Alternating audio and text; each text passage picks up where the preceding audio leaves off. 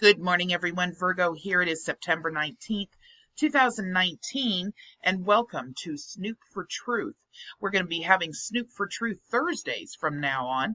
I have permanently changed the Snoop4Truth airing time for Thursdays versus Wednesdays. It just fits better with my personal schedule. So Thursdays from now on will be Snoop4Truth Day. Today we're going to be going over the forged PG&E email hoax, which is also referred to as the California fires hoax. Once again, we are digging into the Deborah Tavares hoax, and this one is particularly interesting, and it has to do with weather manipulation again. I'm going to be going over a great amount of information today, so hopefully you guys will really enjoy the show and find it informative. So let's talk about the hoax real quick. In the PG&E fake email hoax, Deborah Tavares claims to have obtained emails which effectively prove that PG&E caused the recent forest fires in California by beaming directed energy beams from satellites in space at California. But her claims about these emails are lies. They're actually forgeries. For those of you that are interested, in the comment section and pinned to the top of the that comment section, you'll be able to find all the videos that Deborah Tavares talks about this specific hoax, along with timestamps, so that it's very easy for you to actually hear what it is that she's saying. I will be playing a couple of them, as a matter of fact, throughout this video. So let's talk about the facts real quick. For those of you that don't know, Pacific Gas and Electric, PG&E, is a California electrical utility company. Over the next few years, PG&E is required by law to generate an increasingly higher and higher percentage of its electrical power without producing any carbon emissions. So PG&E has increasingly resorted to wind, solar, and thermal technology to generate electrical power, so as to continue to comply with the law. But PG&E's conventional ground-based solar panels can only collect energy from the sun during the middle of daylight hours in good weather. So in 2009, PG&E announced that in the future, solar panels on satellites in space may be used to generate energy from the sun 24 hours a day. These satellites might then beam the power to Earth in the form of laser beams or radio frequency beams. The power might then be received by antennas at receptor stations on Earth and then converted to electricity for use by its customers. What I've done is taken you over to the PG&E website, and what we're going to do is actually take a look at the statements that have been made by PG&E. So they talk about the energy from outer space, and here is these couple of comments that they make with regards to what their scientists are saying. Where the sun always shines, solar radiation is the most promising form of space-based power. While a growing solar energy industry already exists, outsourcing to space could help solve a lot of issues. Land-based solar power is limited by night by night, cloud cover, and the atmosphere. In space, the sun never goes away. Solar panels in space would be attached to orbiting satellites or stationed on the moon. The electricity generated would be transformed to microwaves or lasers and sent wirelessly to Earth, where it would be converted back to electricity. This cosmic energy connection may seem a little far-fetched, but the United States, China, India, and Japan all have solar-based power projects that are in development. So for those of you that would like to take a look at this specific piece of information that has been documented by PG&E, the link will be in the description of this video. Now, let's take a listen to what Deborah Tavares' take on this whole thing actually is, and what it is that she's telling all of her listeners about the specific source of energy that we just read on for PG&E. An email exchange between Pacific Gas and Electric, the utility here in Northern California, and the California Public Utility Commission. And it was a horrific email exchange, a couple of paragraphs, talking about the use of space-based weapons and saying that they don't want their customers to know about this. In fact, they talked about in this email exchange back in August of 2011, and this was an email exchange. This portion of the email was from the California Public Utility Commission to Pacific Gas and Electric. And here's what the Public Utility Commission, which is also Rothschild run. We don't have regulatory agencies for our protection, nor do we have them for rate payers protection either. But here's what the CPUC said to PG&E. I assume you're assembling a high-level task force of washed-up and never were, yet somehow, movie star handsome former astronauts to handle PG&E's, that's the utility company's, response to the upcoming damaging space weather. Also, please dribble out one at a time over the next few months all internal memos, lawsuits, PowerPoint presentations, and officer cover-up directives in which PG&E is repeatedly warned about damaging space weather and chooses to do nothing, and then has its lawyers blame its customers, aka Earthlings, for any adverse consequences resulting. So within literally 10 minutes, there's a response from Pacific Gas and Electric to this email that I just read to you. And it says, from PG&E, now back to the California Public Utility Commission. And this is from Brian Cherry of the Pacific Gas and Electric, Cherry, Cherry. And he says, just a reminder, we are the first to propose a solar generator in space that will beam RF waves down to a receptor site and convert it to DC current.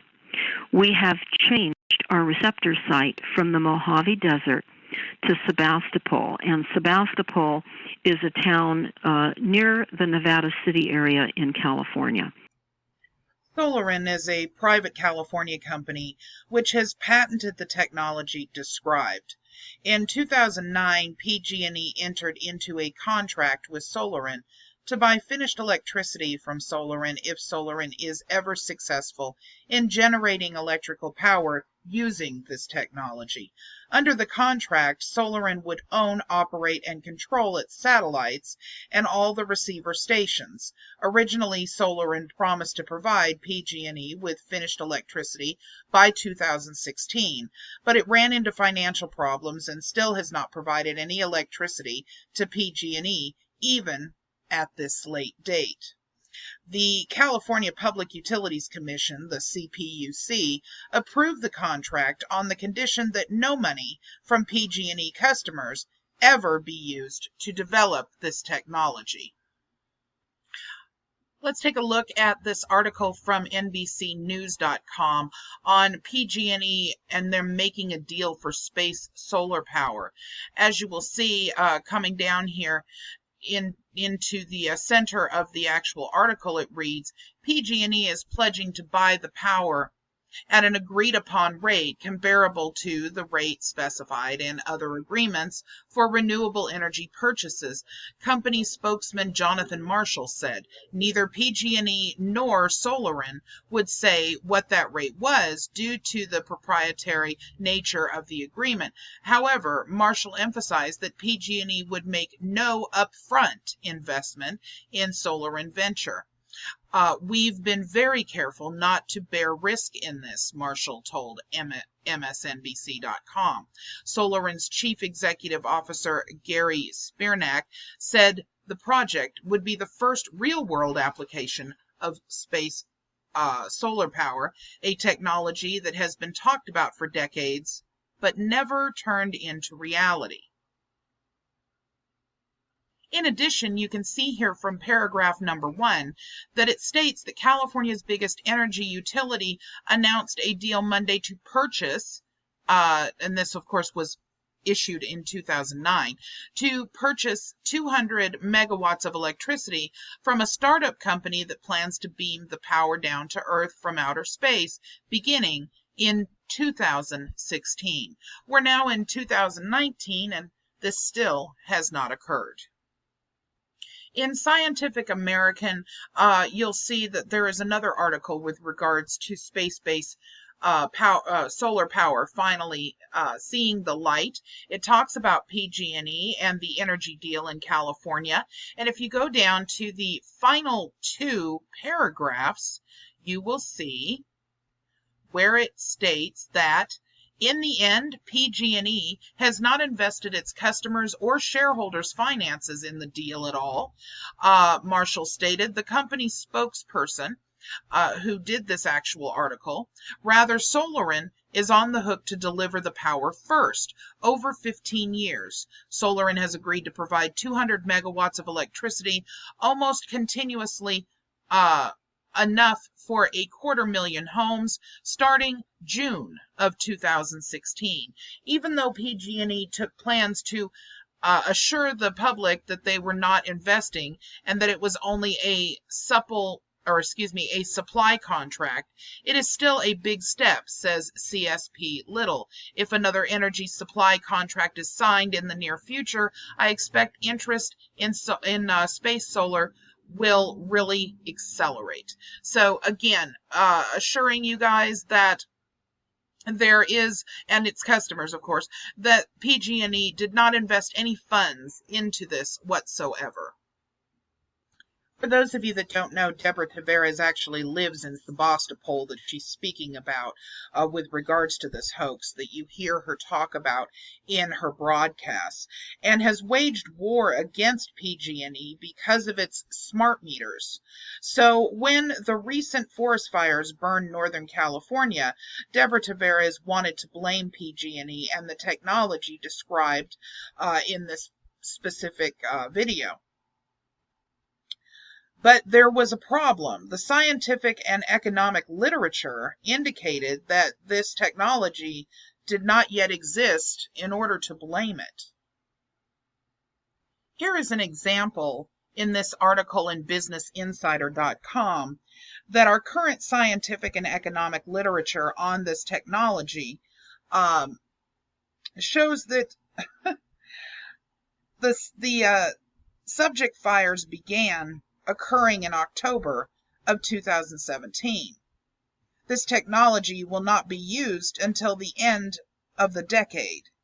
Let's take a look at the last 3 paragraphs of this specific article and see what they have to say. The beam is controlled by 2 engineers in a space station. As the story opens, they are training a robot to take over the operation.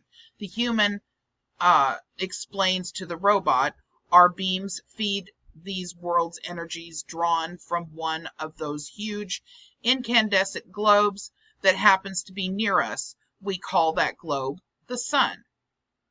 The thought of harnessing the power of the sun with giant solar collectors in space was pure fiction 75 years ago, but now the day of space-based solar power may not be so far away.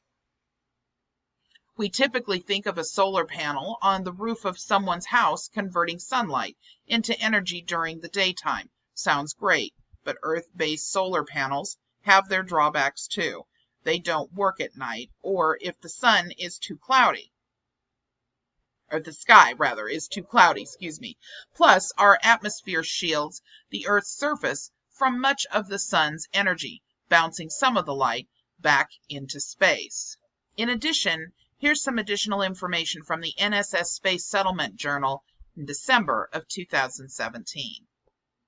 This is going to confirm that this technology didn't actually exist in 2017. As you guys can see, this specific information that has been printed here in the NSS Journal is actually written in 2017. And it reads, "A great deal of progress has been made in advancing space solar power during the past couple of years. However, there is much work yet to be accomplished." And then it goes on to explain additional information that needs to be looked into and advancements that need to be made before this can actually be implemented. Just so that you guys are aware, again, all of these links will be linked in the description of this video or pinned to the top of the comment section for you guys to read for yourself. This article talks about how a lot of the naysayers of this actually believe this is kind of a pie-in-the-sky type of ordeal. And the reason behind that is because this was supposed to roll out in 2016. Here we are, 2019, and this technology is still not being used.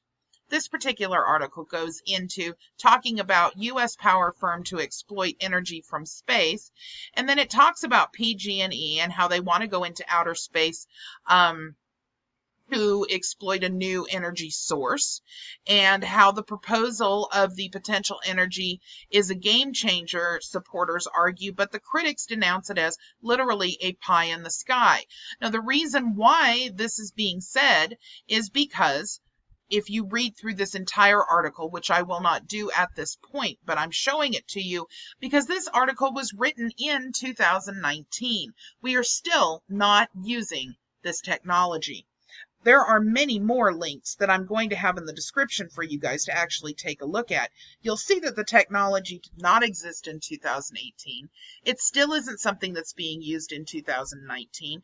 And the rollout never occurred in 2016 or 2017, obviously, because as of 2018, they still weren't ready. So as far as the technology itself, you know, it's being looked at. There's advancements being made with it.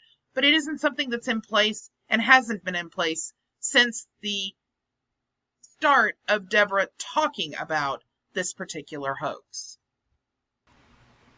So to rebut all those facts, Deborah Tavares forged a series of fake emails, some purportedly between the CPUC and PG&E, indicating that this beam technology already existed, that it was already in use, and that it could be used to kill us all.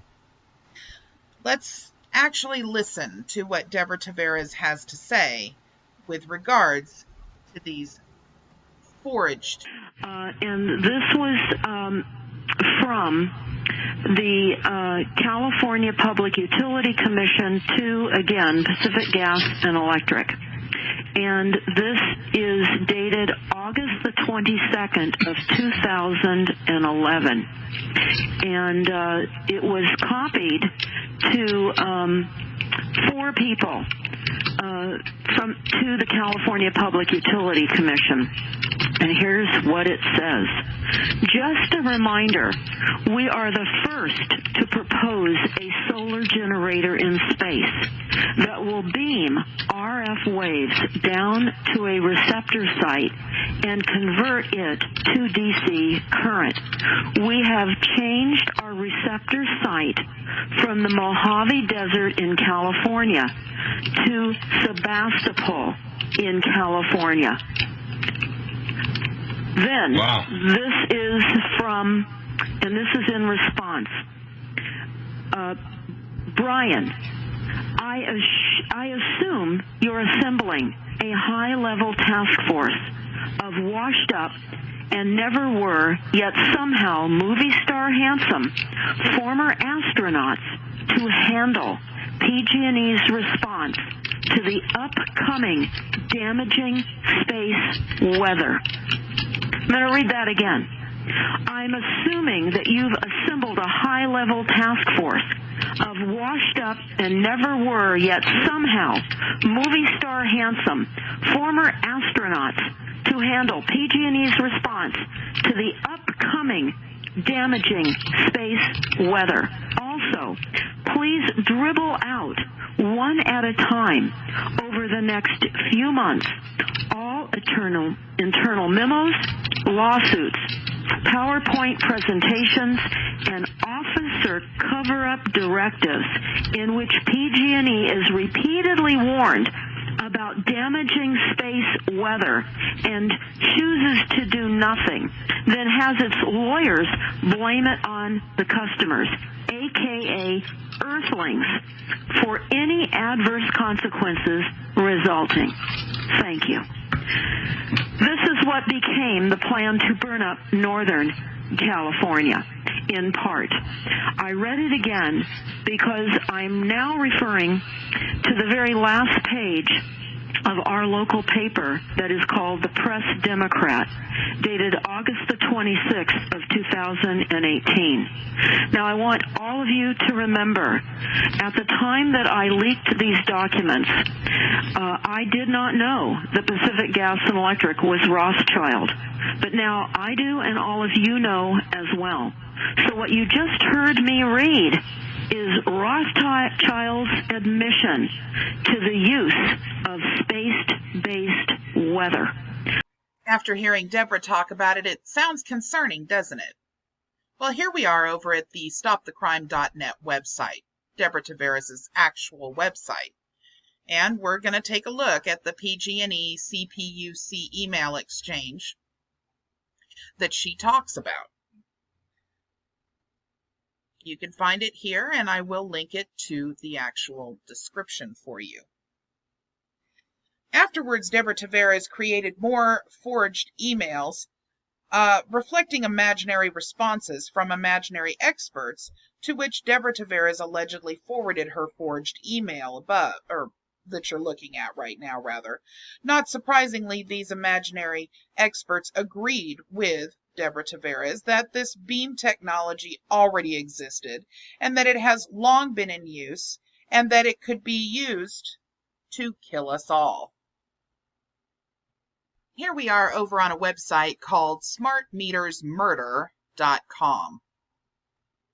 On this webpage, you'll be able to actually read of all the conspiracy theories that are talked about by Deborah Tavares, and interestingly enough, there is a ton of them.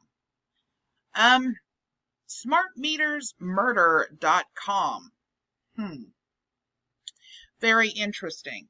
This website, about 20 to 30% of the way through the text, will give you some information of supposed expert comments that you can take a look at.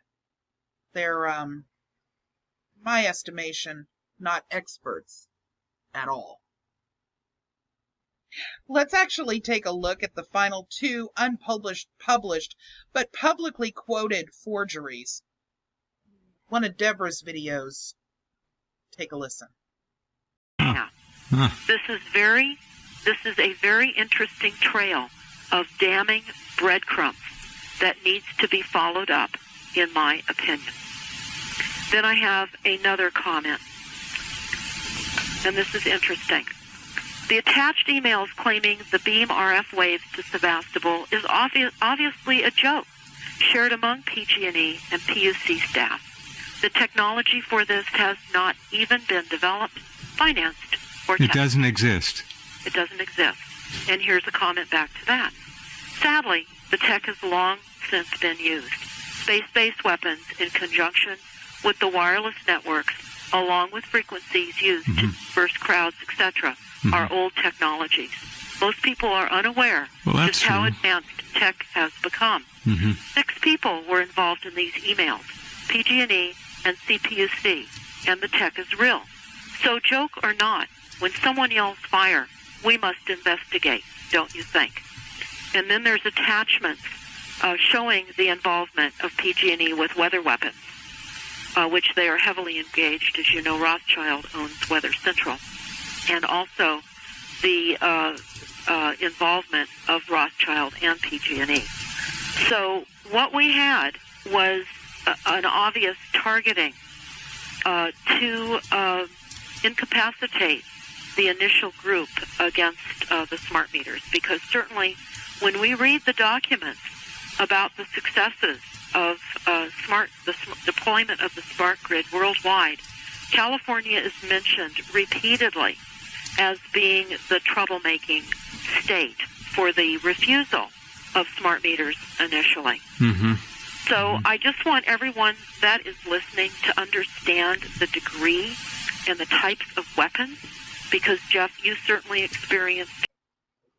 The truth is that Deborah Tavares created herself all of the forgeries, which she fraudulently claims constitute proof that PG&E used this future energy beam technology to start the recent fires in California to kill us all in furtherance of the planned extinction of mankind. Let's take a look at the reasons why we know that these published emails are actual forgeries. Well, we have to take a look at the actual appearance of the forgeries.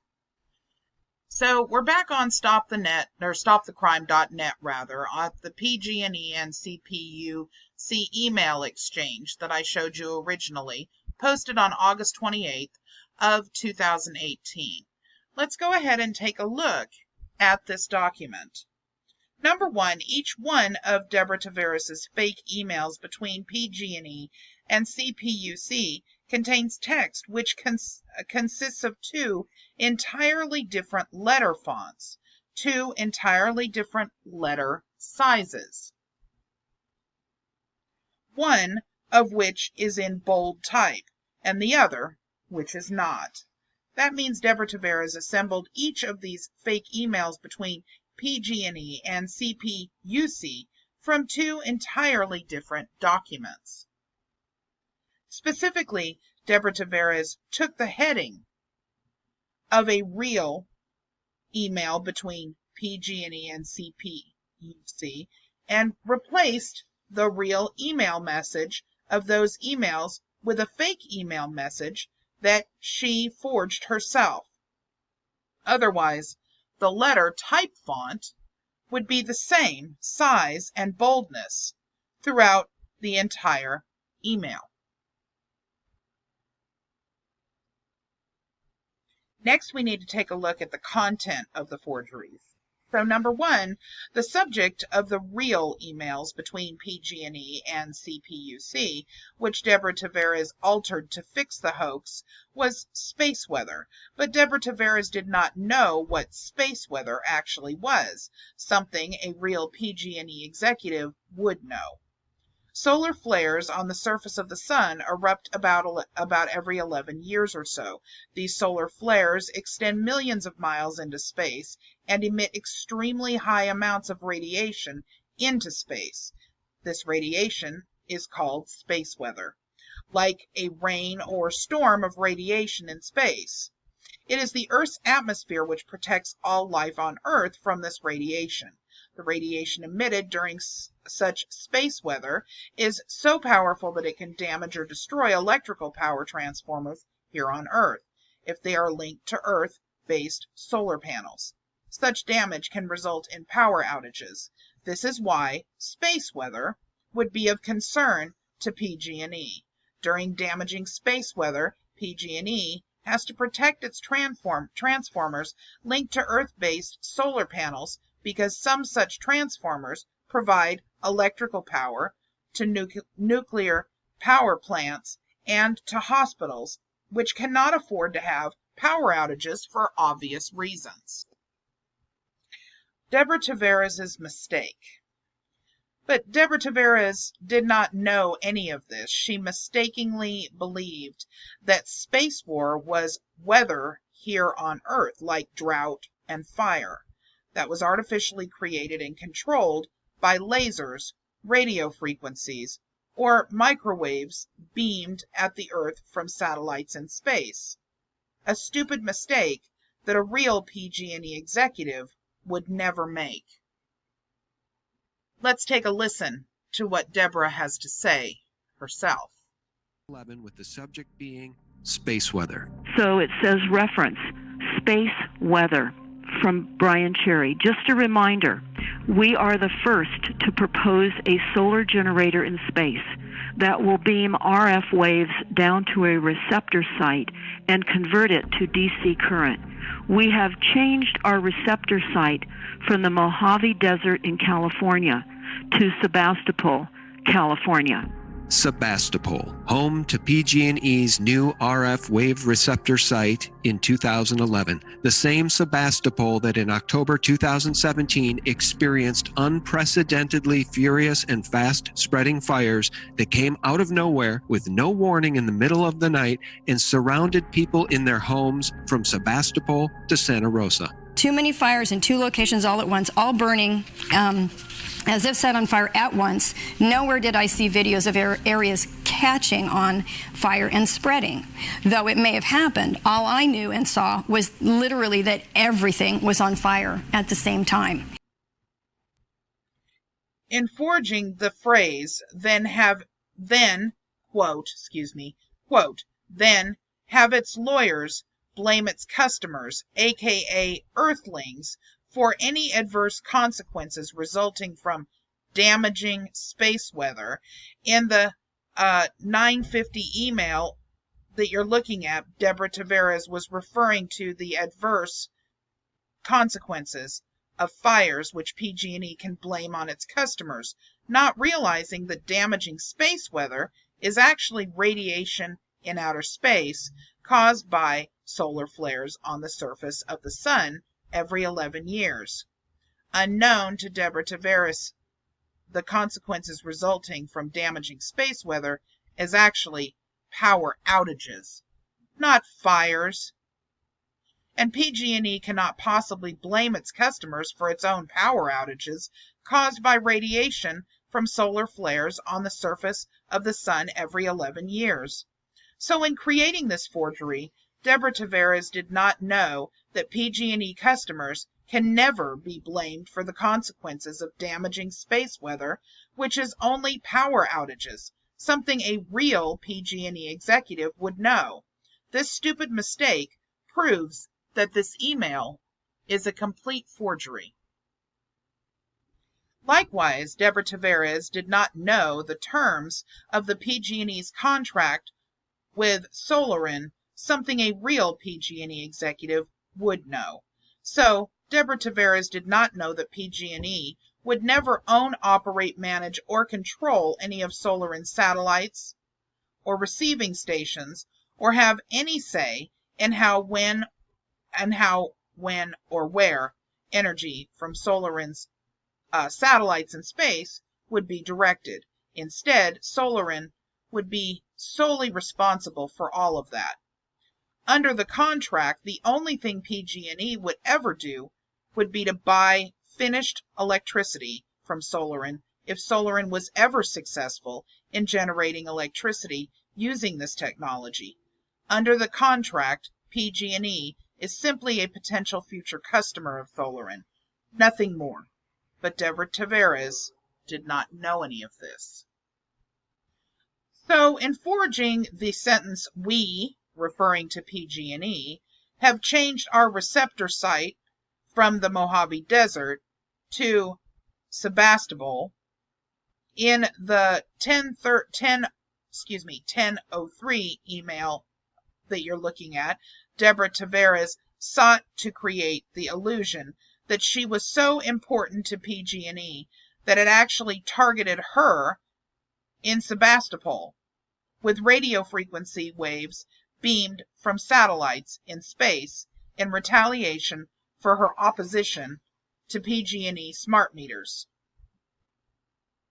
Let's take a listen to what Deborah has to say about that. So, joke or not, when someone yells fire, we must investigate, don't you think? And then there's attachments showing the involvement of PG&E with weather weapons, which they are heavily engaged. As you know, Rothschild owns Weather Central, and also the involvement of Rothschild and PG&E. So what we had was an obvious targeting to incapacitate the initial group against the smart meters, because certainly when we read the documents about the successes of the deployment of the smart grid worldwide, California is mentioned repeatedly as being the troublemaking state for the refusal of smart meters initially. Mm-hmm. So I just want everyone that is listening to understand the degree and the types of weapons, because, Jeff, you certainly experienced the likelihood of weapons. Are you kidding me? What a complete and total narcissist. Regardless, Deborah Tavares did not know that PG&E will never have the ability to aim SolarWinds energy beams or to move SolarWinds receptor stations from one place to another, something a real PG&E executive would know. This stupid mistake proves again that this email is a complete forgery. Further, Deborah Tavares did not know that SolarWinds' actual or receptor sites is in Fresno, California, hundreds of miles away from the Mojave Desert, something a real PG&E executive would know. We're back over here at the scientificamerican.com website. Why? Because I'm about to show you proof that Fresno, not Sebastopol, is the real receptor site. As you can see here, in the second paragraph, it states the agreement between PG&E and Solarian Corp., an 18-year-old company based in Manhattan Beach, California, still hinges on state regulatory approval. If the deal gets the green light, Solarian must then privately raise billions of dollars to design, launch, and operate a satellite, as well as an energy-receiving ground station slated for the Fresno County area, says Cal Borman, Director of Energy Services for Solarian. Notice again it says energy-receiving ground station slated for Fresno County, not Sebastopol, as Deborah Tavares claims. Moreover, Deborah Tavares did not know that such receiver antennas at such receiver stations are up to 6 miles in diameter, which would make it obvious to every person living in Sebastopol if it had actually been relocated there, as Deborah Tavares fraudulently claims. Finally, a real PG&E executive would not refer to Solarian's receptor site as our receptor site, would know that Solarian's receptor station was in Fresno, not in the Mojave Desert, and would know that PG&E had no power or ability to change Solarian's receptor site. The foregoing stupid mistakes prove that the email is a forgery. Use your own common sense.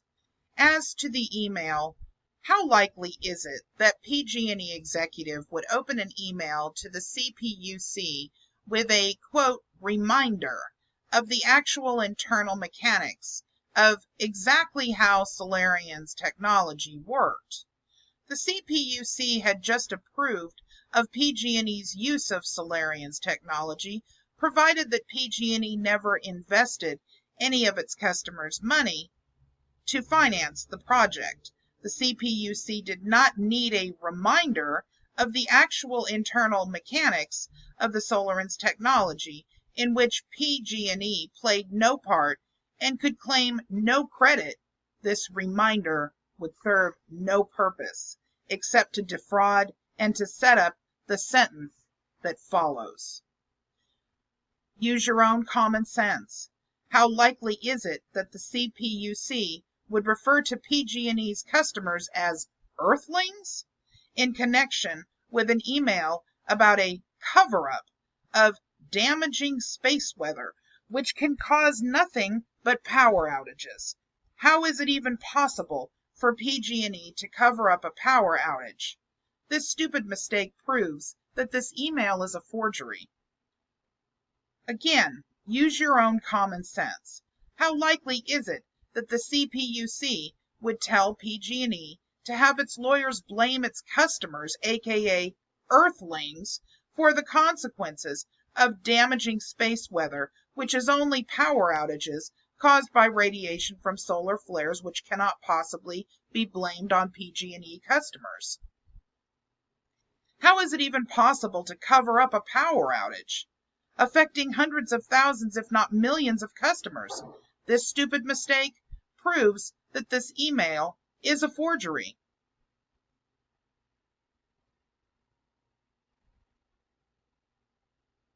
The reasons why we know the emails from the imaginary experts are forgeries. Number one, the sentence, quote, "You, as a California resident, have every right to know what your public utilities are doing with their sick rate dollars," was not written by an expert, as Deborah Tavares fraudulently claims. Unknown to Deborah Tavares, no rate dollars from any PG&E customer has or will ever be used to finance the research and development of Solarian's technology, which will be financed, owned, and operated solely by Solarian. Under the contract, PG&E would merely be a potential future customer of Solarian and buy finished electricity from Solarian, even if Solarian is ever successful in generating electricity using this technology. Again, no PG&E customer money will ever be used to develop Solarian's technology, but Deborah Tavares did not know this when writing this forgery. That stupid mistake proves again that this email is a forgery. Let's take a look at the actual cause from the LA Times of why the California forest fires actually began. As you can see, there's even an arson suspect written up in the Los Angeles Times. And guess what? There's dozens more that you're going to find in the comments section of articles from legitimate news sources that explain that the California wildfires were actually caused by suspected arson. By the way, this is a fact. Not a single arsonist in all of these listed articles regarding the fires used a smart meter or directed energy beam from a satellite in space to start his or her fire. In conclusion, Deborah Tavares is a fraud. She's a con artist and she's a liar. She makes part of her living by inciting hate and anger in those that listen to her. The truth is that the PG&E email is a fake. It's a hoax. It's a forgery perpetrated by none other than Deborah Tavares herself. Thank you to Snoop for all your wonderful research and source material. You can find all of the links to the videos, articles, and everything else in the comment section pinned to the top so that you can actually take a look at it yourself. I hope everybody has a wonderful day, and thanks again.